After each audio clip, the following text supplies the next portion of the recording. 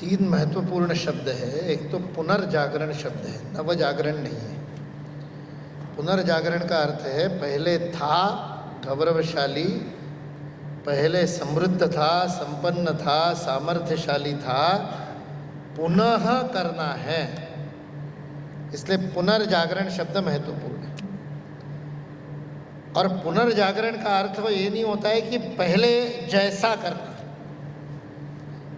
पहले के शाश्वत मूल्यों को लेकर के आज के अनुरूप करना।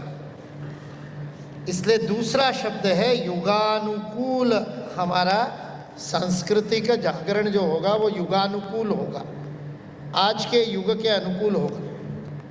तो आप सारे वक्ता हुए, अच्छे वक्तव्य आपने दिए, हर जगह वक्तव्य देने जाते होंगे। अगली बार जब भारत के योगदान की बात करेंगे तो 0.0 अलजेब्रा से आगे बढ़ कर के ये भी बताइए, भारत ने दुनिया को यूपीआई दिया।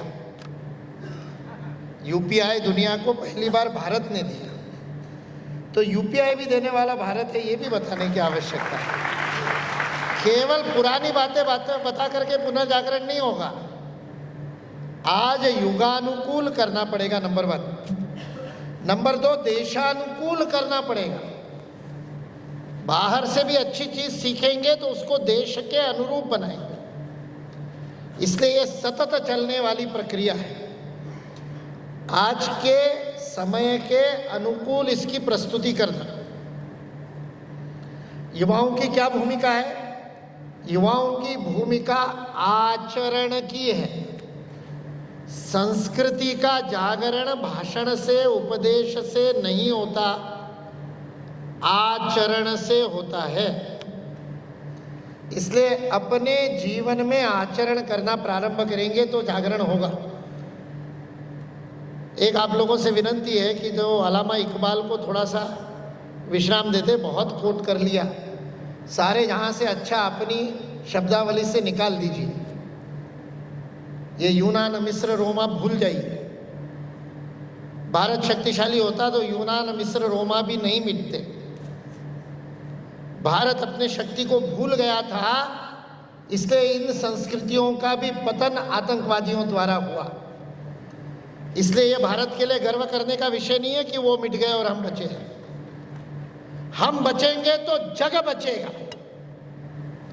वो विभाजन के बाद पाकिस्तान चला गया था और सारे जहां से अच्छा पाकिस्तान लिखा था उसने। उस अल्लामा इकबाल को अपनी जिह्वा पर लाकर के अपनी जिह्वा को खराब मत कीजिए। रटी रटाई बातें बोलना बंद कर दीजिए। हमको ध्यान नहीं रहता और हम अपनी संस्कृति को छोड़ते जाते हैं। हमारी बहनें ये ड्रेस खरीदती है, गारमेंट जिहाद चल रहा है। आप अच्छे से अच्छा वस्त्र खरीदने भी जाएंगे तो आपको टखने से ऊपर के ही पाजामे मिलेंगे, सलवार। आपकी सलवार टखने के नीचे की नहीं मिलेगी। ये शरिया के अनुसार है। वो तारिक फतेह कहते थे ना, बड़े भाई का कुर्ता छोटे भाई की सलवार पहनते हैं। हादिस में लिखा हुआ है टखने के नीचे का वस्त्र वर्जित है मुसलमान के लिए। आज हमारी हिंदू बहनें भी सारी कपड़े पहनती है टखने के ऊपर। संस्कृति ऐसे नष्ट होती है फैशन के नाम पर। इसलिए संस्कृति आचरण का नाम है।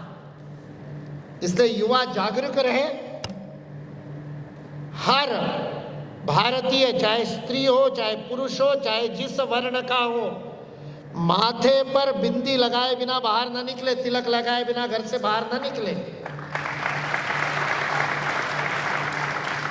कान छिदे हो और गले में कुछ ना कुछ माला पहने, भले तुलसी की पहने, भले कोई पहने।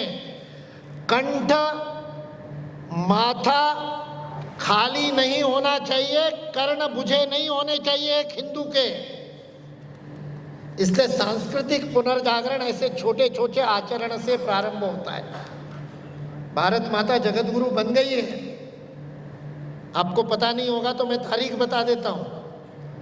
21 जून 2015 को भारत माता जगत गुरु बन गई।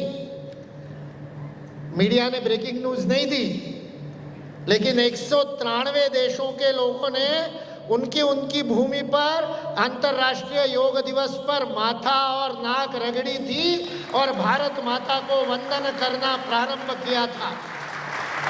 इसलिए भारत माता को विश्वगुरु बनाना नहीं है, भारत माता विश्वगुरु है।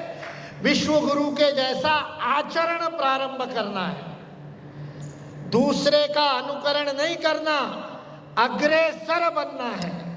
ये युवा की भूमिका है सांस्कृतिक पुनर्जागरण में। उसका संकल्प लेकर के इस प्रस्ताव को पारित करते हैं।